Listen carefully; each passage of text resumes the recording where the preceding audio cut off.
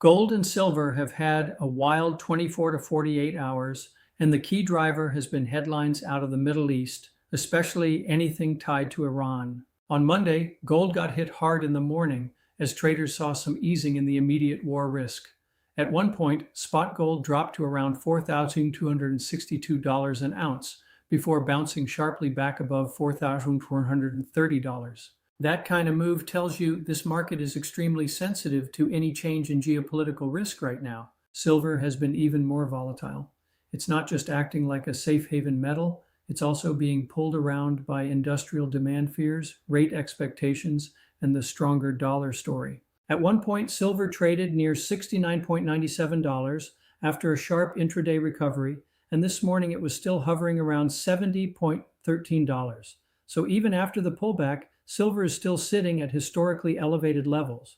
What's important here is that the precious metals trade is no longer just a simple war equals higher metals setup. Traders are also watching the Fed, inflation, and whether energy prices stay elevated long enough to keep pressure on real rates. If the market thinks the Fed stays tighter for longer, that can cap the next leg higher in gold and silver. But if the Middle East situation worsens again, or if we get a fresh wave of inflation fear, both metals can rip higher very quickly. So the takeaway is simple.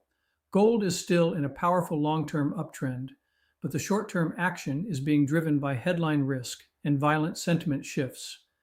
Silver remains the more explosive metal, and that makes it the one to watch if this next move turns into a real breakout. For now, I'd say the message is caution, not complacency. The market is telling us that every new headline matters, and that means gold and silver could stay very tradable, very fast, and very unpredictable. The metals market is still on edge, and the next big move will probably come from either a fresh Middle East headline or a shift in Fed expectations.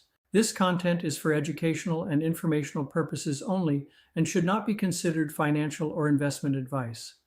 Precious metals prices can be highly volatile, and you should always do your own research or consult a qualified advisor before making any investment decisions. If you found this update helpful, don't forget to subscribe, hit that like button, and share this video with other precious metals investors. And for those of you who are actively stacking, be sure to check out our recommended source for physical gold and silver, Money Metals Exchange. Their information is in the comments area. Thanks for watching, and I'll see you in the next Metal Market Minute.